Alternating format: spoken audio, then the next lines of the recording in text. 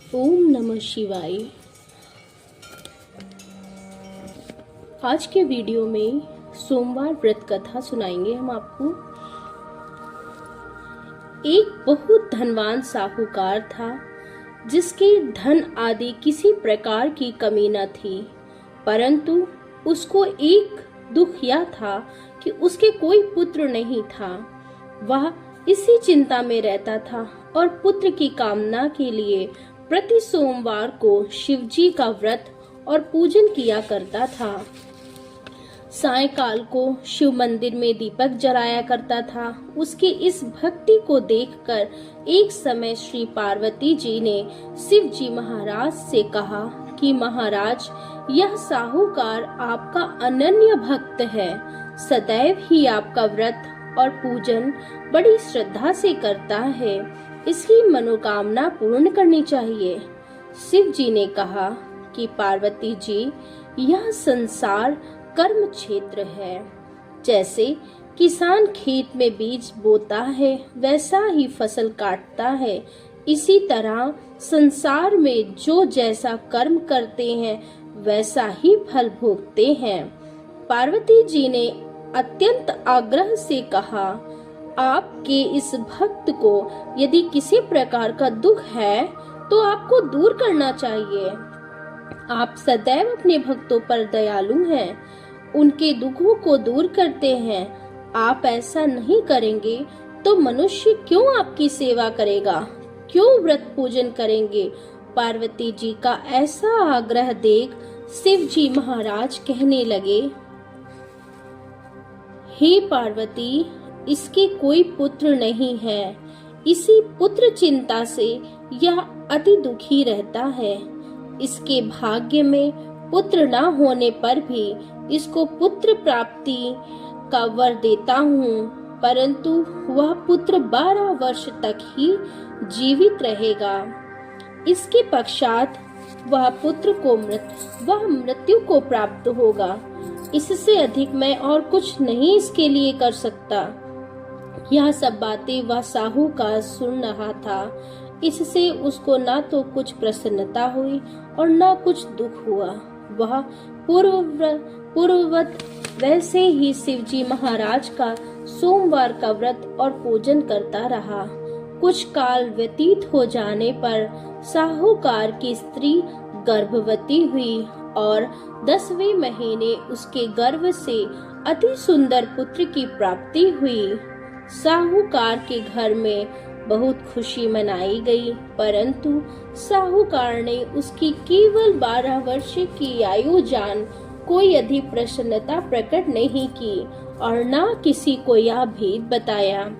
जब 11 वर्ष का हो गया तो उस बालक की माता ने उसके विवाह आदि के लिए कहा, परंतु वह साहूकार कहने लगा कि मैं अभी इसका विवाह नहीं करूंगा और काशी जी में पढ़ने के लिए भेजूंगा। फिर उस साहूकार ने अपने साले अर्थात बालक के मामा को बुलाकर उसको बहुत सा धन देकर कहा कि तुम इस बालक को काशी जी में पढ़ने के लिए ले जाओ। रास्ते में जिस जगह भी जाओ यज्ञ करते और ब्राह्मणों को भोजन कराते जाना। वे दोनों मामा भांजे सब जगह यज्ञ कराते और ब्राह्मणों को भोजन कराते जा रहे थे कि रास्ते में उन्हें एक शहर पड़ा। उस शहर के राजा की कन्या का विवाह था और दूसरे राजा का लड़का जो बारात लेकर आया था वह एक आंख से काना था। उसके पिता को बड़ी चिंता थी कि कहीं वर को देख कन्या के माता पिता विवाह में किसी प्रकार की अड़चन पैदा न कर दें। इस कारण जब उसने सेठ के अति सुंदर लड़के को देखा तो मन में विचार किया कि क्यों न द्वार चार के समय इस लड़के से वर का काम ले लिया जाए। जब राजा ने अपनी इच्छा लड़के और उसके मामा से कही तो वह राजी हो गए। तब वह साहूकार के लड़के को स्नान करा, कपड़े पहना तथा घोड़ी पर चढ़ा द्वारचार पर ले गए और बड़ी सुंदरता से सब कार्य हो गए। अब वर के पिता ने लड़के के मामा से कहा, यदि आप फेरों और कन्यादान का काम भी करा दें तो आपकी बड़ी कृपा होगी। हम इसके बदले में बहुत सा धन दे देंगे। उन्होंने यह भी स्वीकार कर लिया और तब विवाह कार्य बहुत अच्छी तरह से हो गया। फेरों के बाद वर कन्या देवों के पूजन के वास्ते एक कमरे में ले जाए गए। वहाँ का कार्य समाप्त होने पर वर जाने लगा तो उसने अवसर पाकर राजकुमारी की चुनरी के पल्ले पर लिख दिया कि तेरा विवाह तो मेरे साथ हुआ है, परंतु जिस राजकुमार के साथ तुमको भेजा जाएगा वह एक आंख से काना है।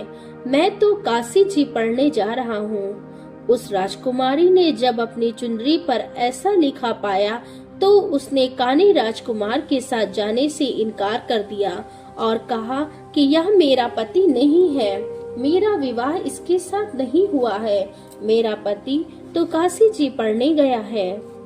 राजकुमारी के माता पिता ने अपनी कन्या को विदा नहीं किया और बारात वापस चली गई। इधर सेठ का लड़का और उसका मामा काशी जी पहुंच गए। वहां जाकर उन्होंने यज्ञ करना शुरू कर दिया। जब लड़की की आयु 12 साल की हो गई तब उस दिन उन्होंने यज्ञ रच रखा था। लड़के ने अपने मामा से कहा, मामा जी आज मेरी तबीयत तो कुछ ठीक नहीं है। यह सुन मामा ने कहा कि अंदर जाकर सो जाओ। वह लड़का अंदर जाकर सो गया। वह थोड़ी देर में उसके प्राण पखेरु निकल गए। जब उसके मामा ने आकर देखा कि लड़का मुर्दा पड़ा है, उसे बड़ा दुख हुआ। उसने सोचा कि मैं यदि रोना पीटना मचा दूंगा तो यज्ञ का कार्य अधूरा ही रह जाएगा। अतः उसने जल्दी से यज्ञ का कार्य समाप्त करके ब्राह्मणों को विदा करके रोना पीटना आरंभ कर दिया। संयोगवश उस समय शिवजी महाराज और पार्वती जी उधर से जा रहे थे। जब उन्होंने जोर जोर से रोने चीखने की आवाज सुनी तो पार्वती जी शिवजी को आग्रह करके उसके पास ले गईं। वहां एक सुंदर लड़की को मरा हुआ देखकर कहने लगी, यह तो उसी सेठ का लड़का है जो आपके वरदान से पैदा हुआ था। शिवजी ने कहा, हाँ पार्वती जी, इसकी आयु तो इतनी ही थी। पार्वती ने कहा कि महाराज इस बालक को आयु दो, नहीं तो इसके माता पिता तड़प तड़प कर मर जाएंगे। पार्वती जी के इस प्रकार बार बार आग्रह करने पर शिव जी ने उसको वरदान दिया और शिव जी महाराज की कृपा से लड़का जीवित हो गया। शिव जी पार्वती कैलाश चले गए। तब वह लड़का और उसका मामा उसी प्रकार यज्ञ कराते हुए घर की तरफ चल पड़े और रास्ते में उसी शहर में आए जहाँ पर उस लड़के का विवाह हुआ था। वहाँ पर आकर जब उन्होंने यज्ञ आरंभ कर दिया तो उस लड़के के ससुर राजा ने उसको पहचान लिया और अपने महल में ले आकर उसकी बड़ी खातिर की, साथ ही बहुत सा धन और दासियों सहित बड़े ही आदर और सत्कार के साथ अपनी लड़की और जमाई को विदा किया। जब वह अपने शहर के निकट आए तो उनके मामा ने कहा कि पहले मैं तुम्हारे घर जाकर खबर दे आता हूँ। उस समय उसके माता पिता अपने घर की छत पर ही बैठे हुए थे। उन्होंने यह प्रण कर रखा था, यदि हमारा पुत्र सकुशल घर आया तो राजी खुशी नीचे आ जाएंगे, नहीं तो छत से गिरकर अपने प्राण दे देंगे। इतने में उस लड़के के मामा ने आकर यह समाचार दिया कि तुम्हारा पुत्र आ गया है, परंतु उन्हें विश्वास न आया। तब लड़के के मामा ने शपथ पूर्वक कहा कि तुम्हारा पुत्र अपनी स्त्री तथा बहुत सा धन साथ लेकर आया है। तो सेठ ने बड़े आनंद के साथ उनका स्वागत किया। अब वह बड़ी प्रसन्नता के साथ रहने लगे। जो कोई भी सोमवार के व्रत को करता है तथा इस कथा को पढ़ता है या सुनता है, उसकी समस्त मनोकामनाएं पूर्ण होती हैं। बोलो शंकर भगवान की जय। ओम नमः शिवाय।